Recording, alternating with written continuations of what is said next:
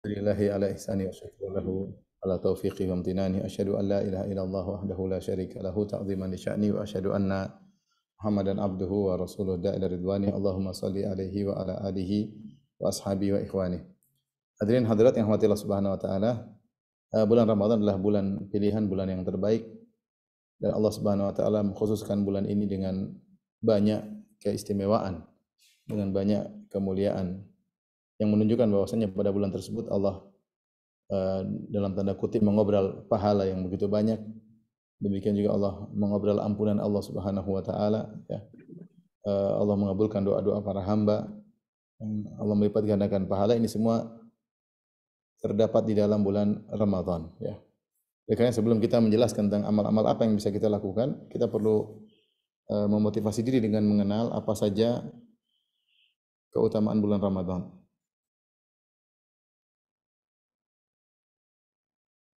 Ya. Kan bulan Ramadan banyak, ya. Pertama, Nabi SAW menamakan dengan Syahrul Mubarak.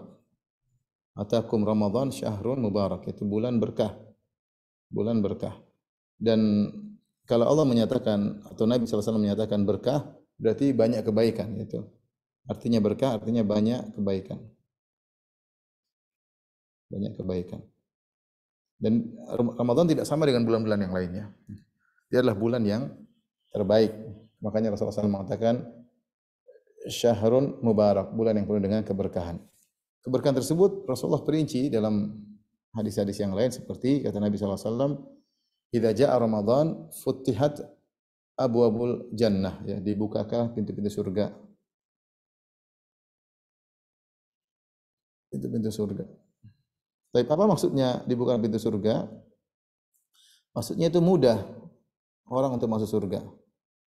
Mudah untuk masuk surga di bulan Ramadan.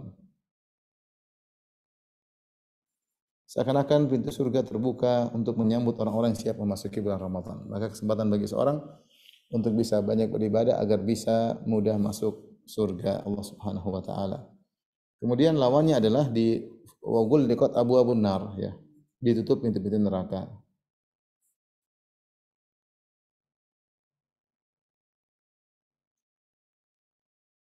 Kemudian di antara keutamaan bulan Ramadan, dalam riwayat futihat abu-abus sama, dibuka pintu langit.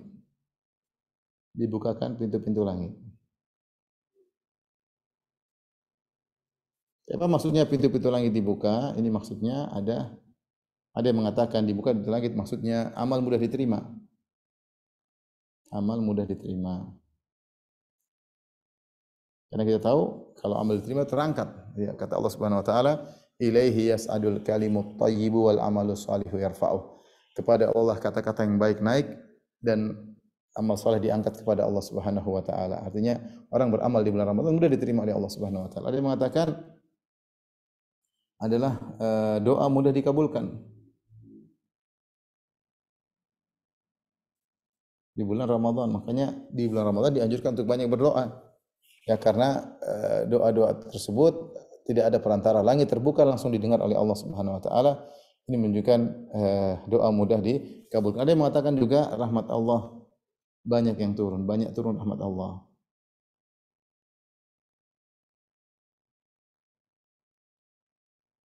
Baik, di antara keistimewaan bulan Ramadan, ya, bahwasanya bulan Ramadan uh, di setan-setan dibelenggu. Setan dibelenggu.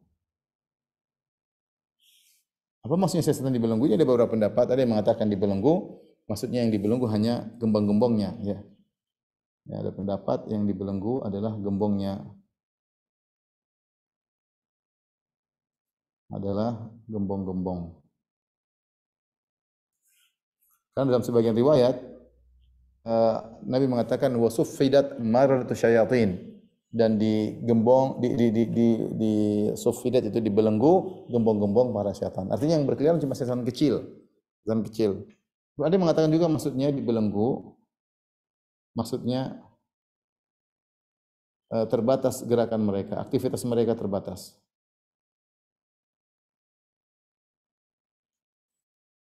Karena sebagai orang dibelenggu dia paling bisa gerak-gerak sedikit karena terbelenggu, dia mungkin biasanya ngomong tapi dia tidak bisa banyak beraktivitas. Oleh karenanya jika di bulan Ramadan pelaku maksiat lebih sedikit ya. Biasanya orang bermaksiat karena kita tahu maksiat terjadi karena dua faktor, faktor eksternal yaitu syaitan dan faktor internal dalam jiwa yang buruk. Jika setan pun tidak ada, bisa jadi jiwa buruk seorang mendorong seorang untuk melakukan kemaksiatan. Namun secara umum di bulan Ramadan maksiat berkurang. Ini di antara keutamaan bulan Ramadan. Yang kemudian di antara bulan Ramadan yang kelima yaitu wa yunadi munadin, kata Nabi sallallahu alaihi wasallam, ada yang menyeru, ya bagal khairi ya bagal khairi aqbil wa ya bagal syarri aksir. Ada yang menyeru, ada yang memotivasi. Wahai pencari kebaikan, semangatlah. Kata dia, wahai pencari kebaikan, semangatlah.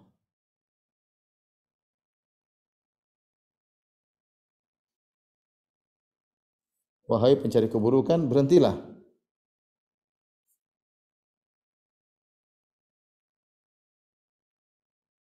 Berhentilah. Sehingga ketika kita di bulan Ramadan, kita merasakan benar-benar ada motivasi dari dalam yang mendorong kita untuk semangat beribadah. Itu adalah yang diperintahkan oleh Allah. Yunadi munadin, kata Nabi sallallahu alaihi wasallam, ada yang menyeru, ya bagil khairi aqbil, wahai pencari kebaikan, semangatlah, wahai pencari keburukan, berhentilah. Kemudian di antara keistimewaan bulan Ramadan, setiap malam ada ampunan dan bebas dari neraka.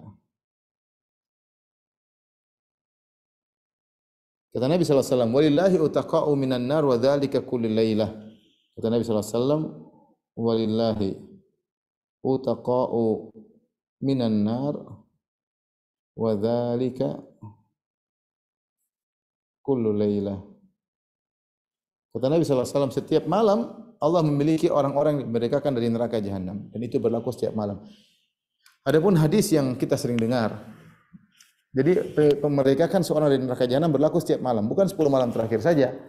Adapun hadis yang sering kita dengar, kata dalam diriwayatkan, Ramadan awwaluhu rahmah wa awsatuhu maghfirah wa akhiruhu itqun minan nar. Ramadan itu dibagi 3. Yang pertama 10 hari pertama adalah rahmat Allah, 10 hari yang kedua adalah ampunan Allah, 10 hari yang ketiga adalah bebas dari neraka jahanam. Itu hadis secara sanad dhaif, secara matan mungkar. Kenapa? Karena 3 perkara ini, ampunan, rahmat dan merdeka dari neraka jahanam, sesuatu yang berkaitan. Percuma kalau orang dirahmati tapi tidak diampuni. Seandainya orang meninggal di 10 hari pertama, katanya cuma dapat ampunan, dapat rahmat, ampunan enggak. Ini enggak logis. Kalau orang tidak diampuni, tidak dirahmati. Kemudian kalau meninggal di 10 hari yang kedua, cuma dapat ampunan, belum bebas dari neraka jahanam. Kalau dapat 10 hari terakhir baru bebas dari neraka jahanam. Tidak benar. Yang benar, walillahi utaqa'u minan nar wa dzalika kullu lailah, bahwasanya Allah Subhanahu wa taala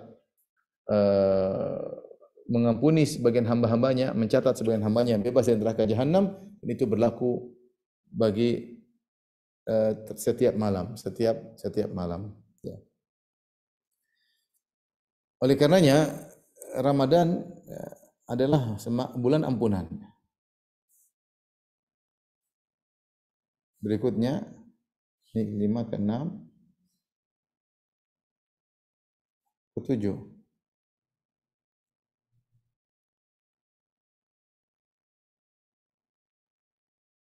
Bulan ampunan dari Allah Subhanahu wa taala, dan Rasulullah SAW bersabda, man shoma ramadhana imanan wa ihtisaban ghufira lahu ma taqaddama min dzambi. Siapa yang berpuasa bulan Ramadan penuh keimanan dan penuh pengharapan, akan diampuni dosa-dosanya yang telah lalu. Kemudian juga siapa yang salat malam, man qama ramadhana imanan wa ihtisaban ghufira lahu ma taqaddama min dzambi. Siapa yang salat tarawih di bulan Ramadan penuh keimanan dan ketakwaan, akan diampuni dosa-dosa yang telah lalu. Kemudian man qama lailatul qadar, siapa yang menghidupkan lailatul qadar dengan iman dan ketakwaan dan penuh pengharapan, akan diampuni dosa-dosa yang telah lalu. Jadi pahala-pahala terkait dengan Ramadan semua terkait dengan ampunan. Karena yang jadi masalah adalah kalau kita tidak diampuni. Kita ini yang penting diampuni. Kalau kita diampuni, selesai masalah. Kalau Allah kasih kita maghfirah, ampunan, di dunia kita enggak ada masalah, di akhirat kita tidak masalah. Semua masalah yang kita hadapi gara-gara dosa. Ya. wa ma asabakum min musibatin fa bima kasabat aydikum. Tidak ada musibah menimpamu kecuali akibat dosa yang kalian lakukan. Musibah di dunia, musibah di alam barzah dan musibah di akhirat. Maka kalau seorang beribadah di bulan Ramadan dengan baik, niscaya akan diampuni dosa-dosanya oleh Allah Subhanahu wa taala. Makanya berdasarkan hadis ini, Rasulullah SAW pernah bersabda, "Raghima anf, sungguh merugi." Raghima anf, sungguh merugi. Man ya Rasulullah, siapa yang merugi? Kata Rasulullah SAW, "Man adraka Ramadan." Siapa yang bertemu dengan Ramadan, fansalakha, kemudian bulan Ramadan selesai, walam yukfar lahu, dan dia tidak diampuni. Ini orang merugi. Kenapa? Dia dapat 30 malam atau 29 malam. Setiap malam ada kesempatan dia diampuni oleh Allah. Setiap malam ada kesempatan dia dimerdekakan dari neraka jahanam. Namun malam pertama lewat dia belum diampuni, malam kedua lewat belum diampuni, sampai malam ke-30 lewat tidak diampuni. Ini hamba yang celaka. Hamba yang celaka. Baik. Apa keutamaan Ramadan yang lain? Ini sudah. Kesimpulan keutamaan Ramadan.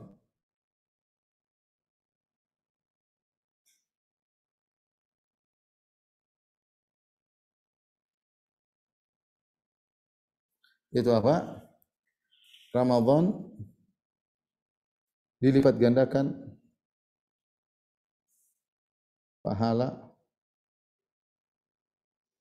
secara kuantitas dan kualitas. Ada terkadang sesuatu dilipat gandakan namun bukan secara kuantitas, hanya sekedar secara kualitas. Contoh apa? Contoh dilipat gandakan seperti ketika seorang bermaksiat di Ashhurul Hurum. Fiha arba'atun hurum, kata Allah Subhanahu wa taala, inna 'indallahi 12 syahran fi kitabillah yauma khalaqas samawati wal ard minha arba'atun hurum fala tadhlimu fihinna anfusakum. Kata Allah, di antara bulan-bulan 12 itu ada bulan-bulan haram. Maka janganlah kalian bermaksiat di bulan-bulan tersebut. Kata para ulama, siapa yang bermaksiat di bulan-bulan haram, maka dosanya tetap tidak bertambah, tetap satu ya satu, cuma kualitasnya ditinggikan. Artinya gampangannya begini, kalau dia di luar bulan haram atau di luar bulan Ramadan atau di luar bulan Dzulhijjah misalnya, dia bermaksiat, mungkin hukumannya misalnya pentungan dari kayu. Tapi kalau dia bermaksiat di bulan haram, mungkin hukumannya pentungan, sekali pentungan sama tapi dengan besi misalnya. Demikian juga contoh seorang bermaksiat di tanah haram. Kata Allah Subhanahu wa taala dalam surat Al-Hajj, "Wa man yurid fihi bi ilhadin bi dzulmin nudziquhu min adzabin alim." Siapa yang ingin melakukan kezaliman di tanah haram di Mekah, kami akan buat dia merasakan azab yang pedih. Nah, kita tahu bahwasanya kalau seorang bermaksiat di tanah haram Mekah, maksiat tidak dilipat gandakan secara kuantitas, tapi secara kualitas satu tapi kualitas dosanya besar. Tapi kualitas dosanya besar. Nah, adapun Ramadan, ketika seorang beribadah, maka pahalanya dilipat gandakan secara kuantitas maupun kualitas. Minas syawahid, di antara hal yang menunjukkan akan hal ini,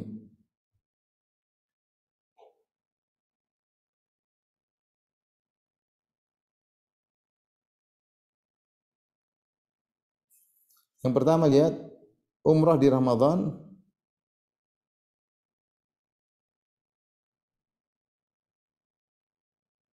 sama dengan haji.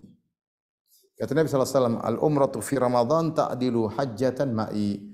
Umrah di bulan Ramadan seperti berhaji bersamaku. Coba kalau kita compare antara Ramadan dengan antara umrah dengan haji, sangat jauh berbeda. Umrah ya paling dikerjakan 3 jam, 4 jam. Tapi kalau kita lihat haji dikerjakan berhari-hari. Ya, dari tanggal 8 sampai tanggal 13 dengan ibadah yang sulit, dengan ada tawaf, dengan ada mabit di Mina, mabit di Muzdalifah, wukuf di padang Arafah, lempar jamarat, berjalan jauh, tawaf sa'i. Tapi ternyata kalau kita umrah di bulan Ramadan seperti haji pahalanya. Beda kalau kita umrah di bulan-bulan selain bulan Ramadan. Ini menunjukkan ya, kalau kita compare antara Ramadan, antara umrah dan haji sangat jauh berbeda. Ini isyarat bahwasanya pahala dilipat gandakan.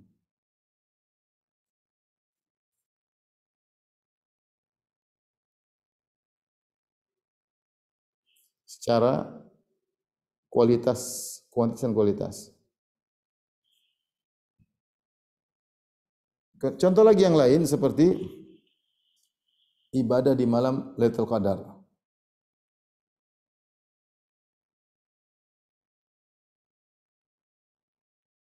Kalau kita di Indonesia semalam atau taruhlah di Jakarta misalnya subuh jam 4.40, kemudian maghrib jam 6:08 misalnya, ya sekitar 10 jam, ya sekitar 10 jam, kurang lebih 10 jam.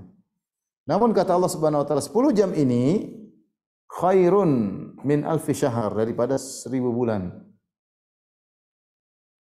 Kurang lebih 83 tahun.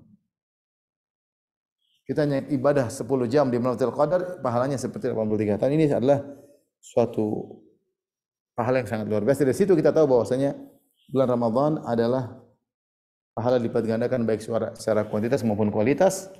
Maka tidak sama baca Quran di bulan Ramadan dengan di bulan lainnya. Tidak sama sedekah di bulan Ramadan dengan di bulan lainnya. Tidak sama berbakti sama orang tua di bulan Ramadan dengan bulan lainnya.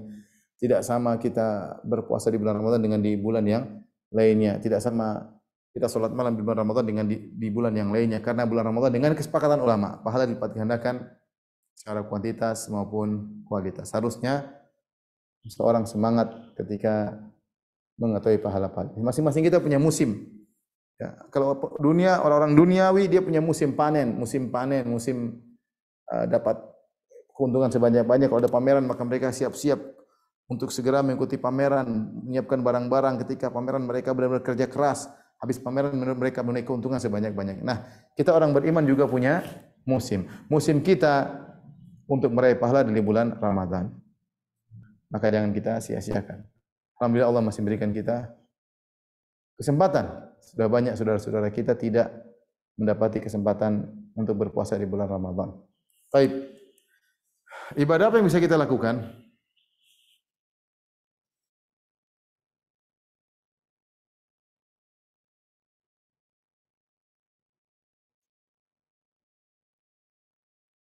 Ibadah yang mungkin kita lakukan.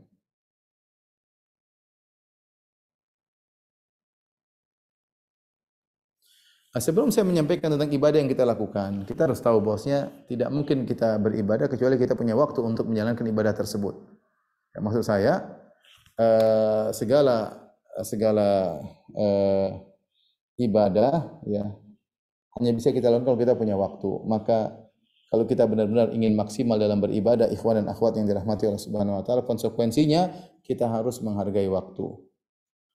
Kalau kita nggak punya waktu, kita nggak bisa ibadah. Kita nggak punya ibadah. Maka kita berusaha untuk hemat waktu, untuk punya spare waktu yang cukup. Maka mau tidak mau kita kurang bermedsos ria, mengurangi relasi dengan banyak orang, karena kita ingin punya waktu yang cukup untuk bisa beribadah kepada Allah Subhanahu wa taala. Tapi kalau kita banyak relasi, banyak kegiatan, banyak interaksi, waktu kita habis. Kalau kita habis, kita nggak bisa banyak beribadah kepada Allah Subhanahu wa taala. Baik, apa maksud dari puasa? Perhatikan. Tujuan puasa, ingat,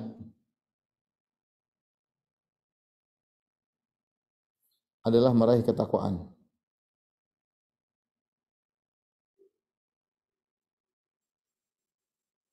Allah berfirman, la'allakum tattaqun. Kalian berpuasa semoga kalian bertakwa. Jadi puasa agar bertakwa.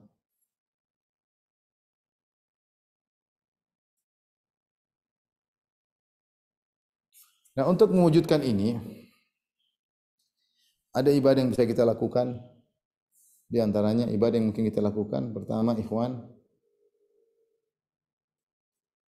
ibadah meninggalkan maksiat.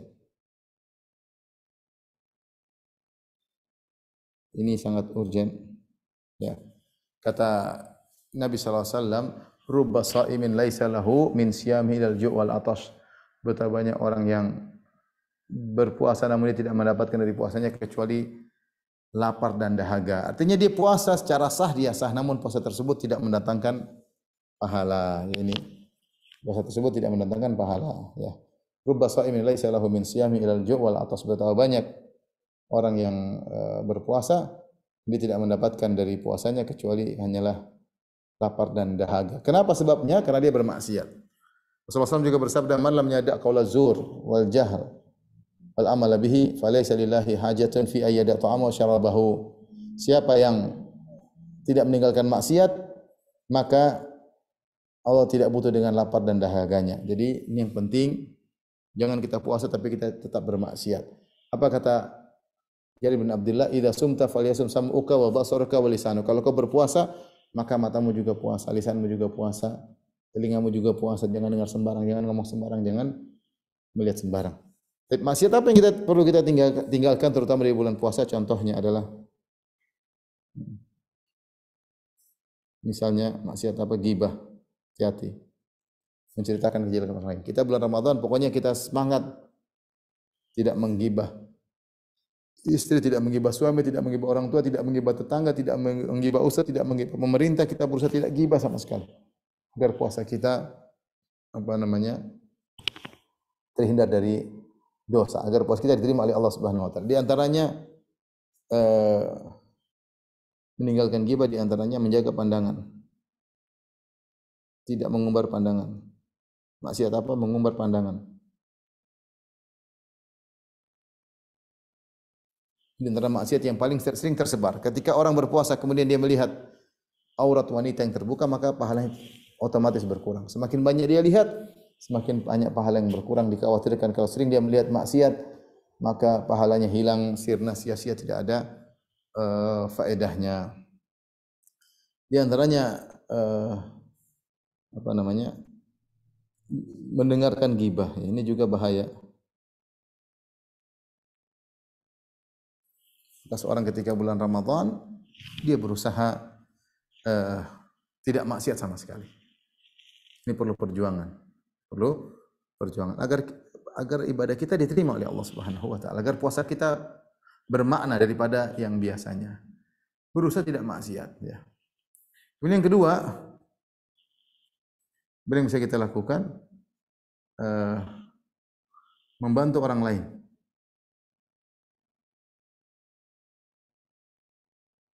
Orang lain dengan harta, dengan pikiran, dengan ide, ya. Memberi makan, buka puasa pada orang lain, ya. Ibnu Abbas berkata tentang Nabi sallallahu alaihi wasallam, "Kana Nabi sallallahu alaihi wasallam ajwadun nas." Rasulullah SAW adalah orang yang paling dermawan. Wa kana ajwad ma yakun fi Ramadan. Rasulullah SAW di puncak kedermawanan ketika di bulan Ramadan. Rasulullah SAW lebih dermawan ketika di bulan Ramadan dibandingkan bulan-bulan yang lain. Ini menunjukkan Rasulullah SAW tahu bahwasanya pahala di bulan Ramadan lebih besar. Maka di antara ibadah yang bisa kita lakukan membantu orang lain. Seperti apa membantu orang lain? Seperti memberi buka puasa atau sahur. Nabi sallallahu alaihi wasallam, "Man fattara sha'iman falahu mithlu ajri man shama bihi," atau kama qala Nabi sallallahu alaihi wasallam. Barang siapa yang beri buka puasa kepada seorang yang sedang berpuasa, maka bagi dia pahala orang yang berpuasa tersebut. Tidak salahnya kita pulang uang, kita panggil orang atau kita berikan kepada orang untuk berbuka puasa, maka kita dapat pahala puasa seperti dia yang berpuasa. Padahal kita tidak berpuasa, dia yang berpuasa, tapi kita dapat pahala dia. Gara-gara kita memberi buka puasa atau memberi sahur juga dapat pahala, meskipun tidak ada nas yang tegas, tapi seorang membantu orang lain untuk bisa melakukan ibadah. Jadi memberi puasa, memberi makan sahur, di antara ibadah yang bisa kita lakukan dengan membantu orang lain. Katanya bersedekah. Jangan lupa kita sisihkan uang untuk sedekah, karena sedekah bulan Ramadan paling tidak sama dengan sedekah di bulan-bulan yang lainnya. Maka harus ada uang kita sisihkan. Kita niat untuk membantu orang tua, untuk menyenangkan kakak, menyenangkan adik, sisihkan uang. Pokoknya kalau kita sisihkan, insya Allah akan lancar. Ini di antara ibadah yang bisa kita lakukan membantu orang lain. Kemudian yang berikutnya, ibadah yang bisa kita lakukan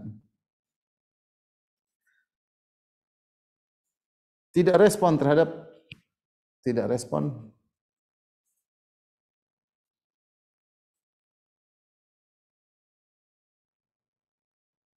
provokasi orang lain. Dalam Sahih Bukhari, Nabi SAW bersabda, "Fa idza kana yaumu siyami ahadikum fala yarfuth wala yaskhab wala yajhal wa in sabbahu ahadun falyaqul inni imru'un shaim." Kata Nabi SAW, jika kalian sedang berpuasa, maka jangan teriak-teriak. Jangan teriak-teriak, jangan melakukan kemaksiatan. Wa in sabbahu ahadun, kalau seorang maki-maki dia, menendahkan bapaknya, membuat dia terprovokasi, maka jangan dia terprovokasi. Dia mengatakan, ini imru'un shaim, saya sedang puasa. Jadi tidak respon terhadap provokasi orang lain, tidak emosi. Tapi katakanlah, sungguhnya aku sedang puasa.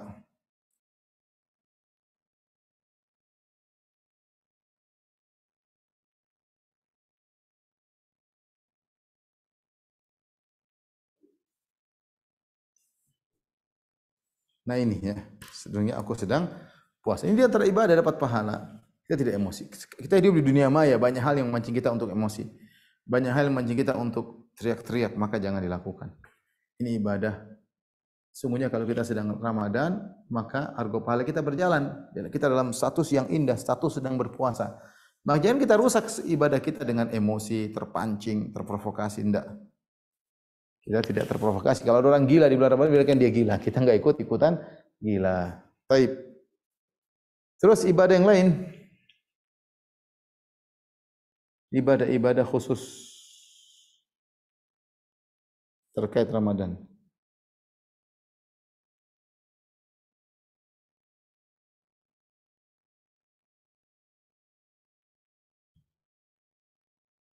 Ibadah-ibadah khusus terkait Ramadan banyak ya. Yang tidak biasa kita lakukan di hari yang lain seperti sahur misalnya ya. Sahur, gimana cara kita beribadah di waktu sahur? Sahurlah ibadah yang agung, kita manfaatkan agar kita tidak buang-buang waktu. Sahur, di antara ibadah di waktu sahur adalah makan sahur. Di antaranya istighfar di waktu sahur, berdoa. Sahur kita manfaatkan, ya. Kita berdoa karena Allah turun di langit ke dunia di sepertiga malam yang terakhir. Allah berkata, hal min da'in fastajibalah. Adakah yang berdoa kepadaku dan aku kabalkan, akan aku kabulkan. Wahai mustaghfirin faghfirullah. Adakah orang yang minta ampun, aku akan ampunkan. Hal min da'in fastajibalah. Apakah ada yang berdoa, aku akan kabulkan doanya. Maka di waktu sahur jangan lupa, jangan cuma makan sahur doang. Kalau kita bangun agak tempo agak cepat, kita berdoa, kita berzikir, kita beristighfar. Wabil ashari mustaghfirun, di antara ciri penghuni surga di waktu sahur mereka beristighfar. Jadi kita memanfaatkan sahur.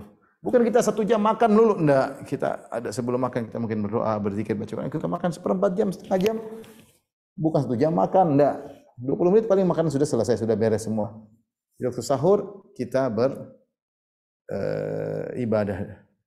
Dan sahur semampunya maksudnya. Kalau ada makan yang enak alhamdulillah, kalau enggak meskipun seteguk air. Baik, ini di antara ibadah yang tercatat di bulan Ramadan, di antara ibadah sahur. Saya bisa lanjutkan?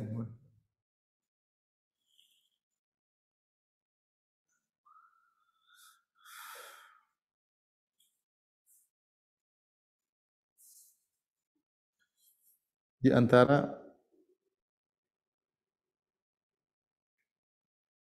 ibadah-ibadah khusus selain sahur, di antara misalnya salat tarawih.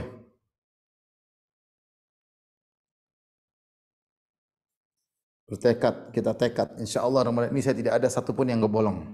Jangan sampai bolong.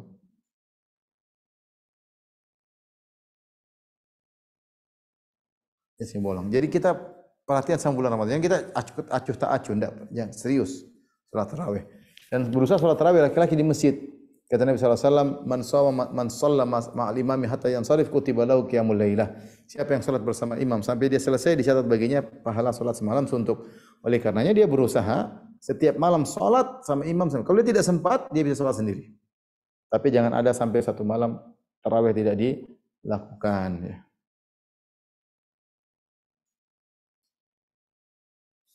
Tapi ini yang 2.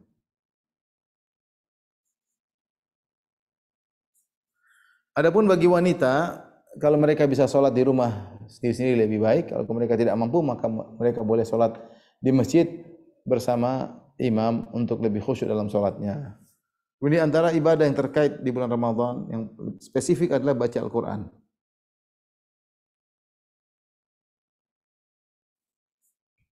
Baca Al-Quran 2 model.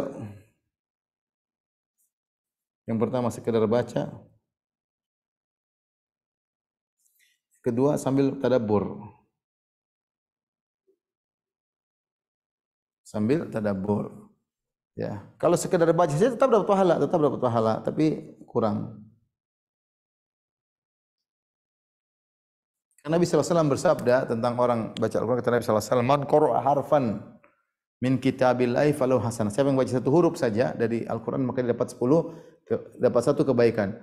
Wal hasanatu bi asyri amsalihha, dan kebaikan lipat gandakan menjadi 10. Wala aqul alif lam mim harfun, aku tidak mengatakan alif lam mim satu huruf, tapi walakin alif harf, alif satu huruf sendiri, mim lam satu huruf sendiri, mim satu huruf sendiri. Jadi kalau orang baca alif lam mim dapat 30 kebaikan. Dapat 30 kebaikan. Bagaimana kalau dia baca satu surat, berapa banyak huruf dalam ayat-ayat tersebut, dia akan mendapatkan kebaikan yang sangat banyak. Ini ibadah pertama sekalian baca. Yang kedua ini yang paling penting lagi, lebih penting ibadah tadabbur. Maka harapan saya bagi diri saya dan juga para jamaah, ada waktu kita buka buku tafsir kita baca.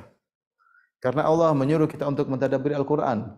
Kitabun anzalnahu ilaika mubarakun liyudabbaru ayatihi wa litadhakkaru ulul albab. Sungguhnya Al-Qur'an kitab yang Allah turunkan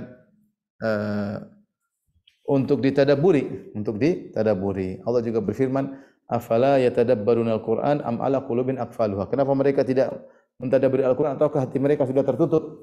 Jadi dua model ini kita baca. Bukankah dalam satu hadis Al-Qur'an berkata pada hari kiamat kala, Al-Qur'an Iqra'ul Qur'an fa innal Qur'ana yashfa'u li ashabihi yaumal qiyamah. Baca Al-Qur'an, sesungguhnya Al-Qur'an akan beri syafaat bagi para pembacanya pada hari kiamat. Al-Qur'an berusaha membela orang yang pernah membacanya. Dalam satu hadis Al-Qur'an berkata kepada Allah, "Ya Rabbi, mana'tu minan naum fasyafi'ni fih."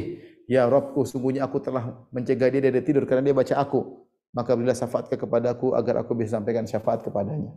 Jadi kita dibela oleh Quran. Kata Nabi SAW, Al-Quran hujjatun lak au alaik. Al-Quran itu menjadi pembelamu atau menjadi bumerang yang menyerangmu. Kalau kita menjalankan Al-Quran dengan baik, maka akan menolong kita. Ya, akan menolong kita pada hari kiamat, di antaranya dengan memberi syafaat. Meminta kepada Allah agar kita ditinggikan derajatnya atau dikeluarkan dari neraka jahanam. Tapi di antara ibadah yang agung,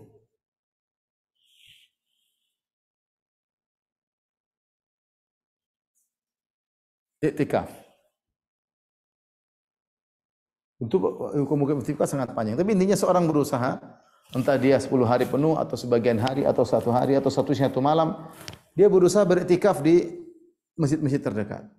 Dia butuh untuk membersihkan dirinya. Sungguhnya nanti dia akan bersendirian bersama Allah Subhanahu wa taala sejak di alam barzah. Kita di dunia ini sering kita dapat bahagia dengan berinteraksi dengan orang lain. Kita bersama istri kita bahagia, bersama anak kita bahagia, bersama orang tua kita bahagia, bersama kakak adik kita bahagia, bersama tangga teman-teman kita bahagia. Namun cobalah cari kebahagiaan diri dengan bersendirian. Ini diajarkan. Karena apa? Karena waktu kita untuk bersendirian lebih banyak daripada waktu kita bersama makhluk-makhluk yang lain. Kita sekarang mungkin bersama istri, mungkin bersama anak. Sampai kapan? Mungkin dia meninggal dunia, kita meninggal duluan. Tetapi ketika kita masuk alam barzah, maka kita akan sendirian. Dan kesendirian kita lebih banyak. Kita di dunia hidup 60-70 tahun, ternyata di alam barzah bisa 200 tahun, bisa ribuan tahun.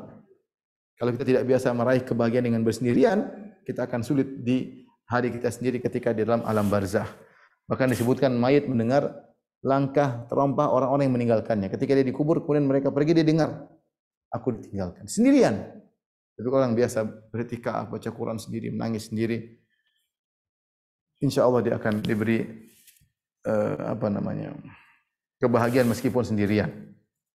Yang perlu saya ingatkan, iktikaf hakikatnya adalah menanggalkan segala relasi kita dengan manusia. Kita berusaha kalau iktikaf jangan banyak WhatsApp-an, telepon. Enggak, kita berusaha matiin. Ada mendesak baru kita buka WhatsApp. Karena kita, percuma seorang badannya di masjid tapi hatinya di dunia maya. Percuma, dia tidak lepas dari manusia. Nah, kita iktikaf disuruh renungin bagaimana kalau kita masuk alam barzah, bagaimana kalau kita dibangkitkan. Kita berusaha beribadah kepada Allah dengan sebaik-baiknya. Jadi iktikaf adalah ibadah yang mungkin kita lakukan di bulan Ramadan. Nah, saya lupa tadi, ketika kita bertekad untuk membaca, harus punya target. Harus punya target.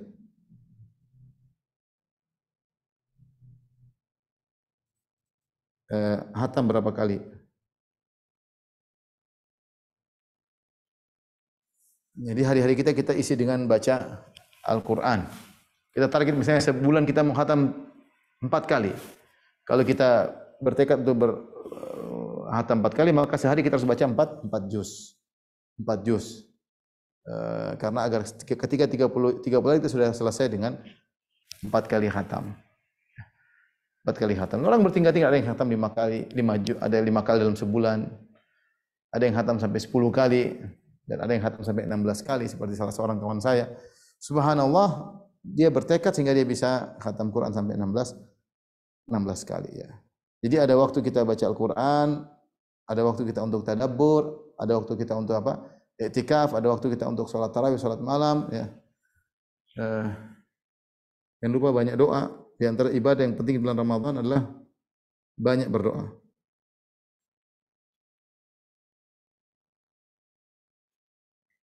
Kata Nabi SAW, da'watus sha'im la turad. Doanya orang berpuasa tidak ditolak, diterima.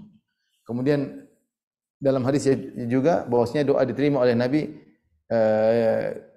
diterima oleh doa dikabulkan oleh Allah Subhanahu wa taala bagi seorang yang sedang berpuasa hina yuftir, ketika dia sedang berbuka. Maka jangan lupa di waktu sahur kita berbuka, di saat kita ingin berbuka puasa, di saat waktu sahur kita berdoa, ketika kita hendak berbuka puasa kita juga berdoa kepada Allah, angkat tangan. Di saat kita lagi puncak-puncak dahaga, benar-benar lapar, kita minta sama Allah, angkat kedua tangan minta sama Allah Subhanahu wa taala. Maka di antara ibadah yang agung adalah banyak berdoa. Terutama adalah di malam-malam ganjil di 10 hari terakhir yang diharapkan Lailatul Qadar, sebagaimana perkataan Aisyah, ya Rasulullah, ayu lailatin idza ma ra'aita idza alimtu ayya lailatul qadar madza aqulu fiha, ya Rasulullah, bagaimana menurut Anda jika kau tahu sekaranglah bulan adalah malam Lailatul Qadar, apa yang harus aku ucapkan? Maka Rasulullah SAW ajarkan doa, quli, katakanlah Allahumma innaka afuwun tuhibbul afwa fa'fu anni. Ya Allah, sungguhnya engkau mencintai pengampunan dan engkau Maha Pengampun, maka ampunilah aku. Maka jangan lupa banyak berdoa, terutama ketika hendak berbuka. Ada dalil yang menunjukkan bahwasanya doa mudah dikabulkan ketika sedang berbuka puasa. Inilah mungkin ikhwan dan akhwat yang rahmati Allah Subhanahu wa taala, sebagian yang saya sampaikan tentang keutamaan Ramadan dan kira-kira ibadah apa yang bisa kita lakukan. Karena tidak semua ibadah mungkin bisa kita kerjakan, tapi kita berusaha ya. Dan kita berusaha semaksimal mungkin, mumpung Allah masih kita umur, tidak tahu tahun depan bisa Ramadan lagi atau tidak. Allah alam bisawab. Kalau ada yang bertanya saya persilakan. Baik, Ustaz, syukran, jazakallahu khair. Bagi Bapak Ibu yang ingin bertanya, dipersilakan. Kalau mau bertanya langsung bisa raise hand. Mungkin sambil nunggu saya coba bacakan pertanyaan lewat chat, Ustaz. Silakan. Bismillah, izin bertanya Ustadz, apakah ada perbedaan antara keutamaan ibadah umroh awal Ramadan dengan di akhir Ramadan? Tidak ada. Rasulullah mengatakan al-umrah fi Ramadan, umrah di bulan Ramadan, awal akhir sama saja. Cuma orang kadang terakhir sekaligus i'tikaf. Ada orang lebih i'tikaf di Indonesia, terserah. Yang mana yang mudah bagi dia untuk lebih khusyuk dalam beribadah kepada Allah Subhanahu. Awal akhir sama saja. Tetapi dia ketika melakukan umrah harus sudah bulan Ramadan, entah malam Ramadan. Ya, misalnya yang di Madinah, kalau dia mulai niat ihram harus sudah masuk Ramadan. Itu misalnya malam tarawih. Malam itu dia berangkat sudah boleh karena sudah masuk Ramadan. Baik, Ustaz. Yang keduanya, Bismillah, Pak Ustadz izin bertanya, apakah boleh pindah mencari masjid yang lain? Sehubungan di masjid dekat rumah ketika sholat tarawih, sholatnya sangat cepat dan tidak tumak-ninah. Sementara masjid yang lain lebih tartil. Dan kedua, apa yang harus Anda lakukan ketika sholat tarawih? Ada yang 11 rakaat dan ada yang 23 rakaat. Di saat yang bersamaan setelah selesai sholat 8 rakaat, maka yang 23 rakaat mundur menunggu yang 11 rakaat selesai witir. Kemudian yang 11 rakaat dipimpin oleh imam yang sama dengan yang di awal sholat tadi. Ya. Hukum asal bahwasanya seorang sholat di masjid yang dekat rumahnya, ini hukum asal. Karena berdasarkan hadis Rasulullah SAW bersabda, liyusalli ahadukum fi masjidihi wa la yatataba'il masajid. Hendaknya seorang sholat di masjid yang di kampungnya, jangan dia mencari-cari masjid-masjid yang lain. Ini hukum asal. Ya, karena jangan sampai seorang pergi ke masjid kemudian masjid yang dekat rumahnya malah terbengkalai, tidak diurus. Dia berusaha menghidupkan masjid di rumahnya. Kecuali kalau memang dia tidak nyaman di masjid tersebut, misalnya imamnya tidak sesuai dengan yang dia harapkan, sementara dia butuh untuk kekhusyuan, maka tidak mengapa ya dia tarawih di masjid yang lain dan selama tidak menimbulkan fitnah. Jangan dituduh macam-macam.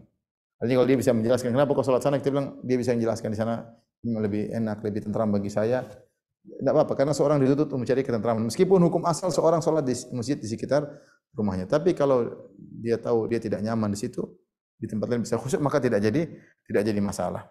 Nah, ketika dia sholat di masjid lain, terserah dia mau sholat 20 rakaat, karena yang benar di malam tarawih atau sholat qiyamul lail, baik di dalam Ramadan atau luar Ramadan, tidak ada batasan rakaat yang benar. Terserah dia mau sholat berapa rakaat, yang penting dia nyaman dan dia bisa ibadah dengan baik di bulan Ramadan. Dia mau sholat dulu awal sekian, nanti di akhir malam sekian, terserah dia. Dia sholat bersama imam sampai selesai, kemudian dia bangun lagi sholat 2 rakaat tanpa witir lagi, boleh. Insya Allah dimudahkan. Allah alam bisawab.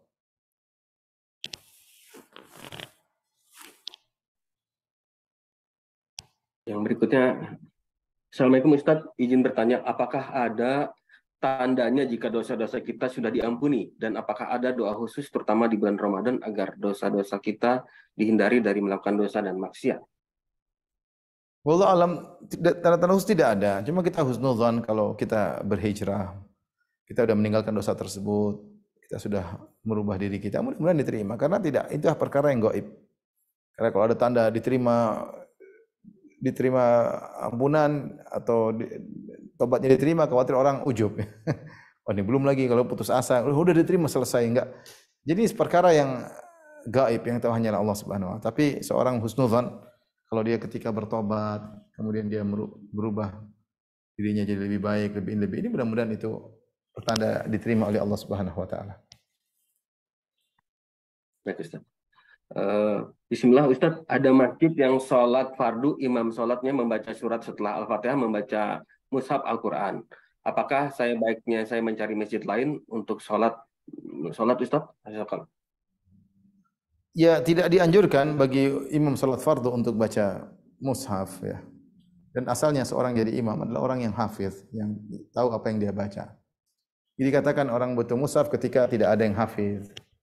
Atau ketika sholat di rumah ibu-ibu tidak ada yang hafiz. Ini boleh, tapi kalau sholat umum pada dasarnya seorang baca yang dia hafal, ya. Apalagi sholat fardu. Dan hanya kalau sholat sunnah, sholat tarawih tidak ada yang hafiz Quran untuk dijadikan imam, maka tidak mengapa seorang buka mushaf agar orang-orang bisa baca dengan lama. Tapi kalau ada yang hafiz Quran, saya rasa sekarang banyak orang hafiz Quran. Suruh dia orang hafiz. Kalau tidak mampu, tidak usah suruh orang hafiz Quran jadi mampu. Kenapa paksakan diri? Kata Nabi SAW, ya ummukum aqra'ukum li kitabillah. Jadi imam yang paling ngerti tentang Al-Quran. Adapun sholat fardu seorang baca yang dimudahkan. Jadi kalau dia mau cari imam lain, lebih afdal, yang lebih sunnah. Allah alam bisawab, tapi dengan syarat tadi tidak menimbulkan fitnah. Allah alam bisawab. Di chat sih sudah tidak ada pertanyaan lagi. Oh ya sudah. Oke. Apa ada yang mau bertanya langsung? Jamaah? Silakan. Masih ada di chat satu itu? Coba ya. Baik. Assalamualaikum Ustadz. Mau tanya tentang itikaf. Jika itikaf yang sunnah jauh dari rumah, sedangkan itikaf yang dekat di rumah suka ada yang aneh-aneh, manakah yang lebih baik? Jika mudah-mudahan diberikan keluangan waktu. Saya rasa yang lebih nyaman bagi kita untuk ibadah. Itu yang lebih kita cari. Baik, ada lagi? Ada lagi Ustaz. Bismillah, Ustaz, bolehkah sahur sekedar minum ketika azan subuh baru dikumandangkan? Katanya waktu subuh kita kecepatan. Mudah-mudahan tidak mengapa. Jangan sering-sering. Ya, jangan sering-sering. Tapi mudah-mudahan tidak mengapa. Itu kalau darurat kadang-kadang minum aja begitu azan minum lagi azan. Tapi seorang berusaha minum sebelum azan. Insya Allah tidak jadi masalah. Baik. Ada lagi Ustaz? Masih ada lagi. Oke. Assalamualaikum Ustaz, izin bertanya, apakah boleh memilih waktu itikaf di malam-malam ganjil? Amalan apa saja yang boleh dilakukan saat itikaf? Boleh. Kita boleh itikaf. Kalau bisa 10 hari semuanya terbaik. Kalau enggak kita pilih malam-malam ganjil boleh. Amalan terbaik adalah baca Quran, berdoa, sholat. Itu. Baca Quran, berdoa, sholat. Sepertinya sudah tidak ada lagi Ustaz. Baik, demikian saja ikhwan akhwat yang saya sampaikan. Mudah-mudahan kita semua sama-sama semangat bulan Ramadan. Ingat, belum tentu kita dapat Ramadan sekarang, belum tentu dapat. Tapi kalau kita dapat semangat, belum tentu kita dapat Ramadan berikutnya. Demikian wabillahi taufiq wal hidayah. Assalamualaikum. Waalaikumsalam warahmatullahi wabarakatuh. Syukran Ustaz jazakallahu khair atas materinya. Kita tutup dengan kafaratul majlis. Subhanakallahumma wa bihamdika asyhadu an la ilaha illa anta astaghfiruka wa atubu ilaik. Assalamualaikum warahmatullahi wabarakatuh.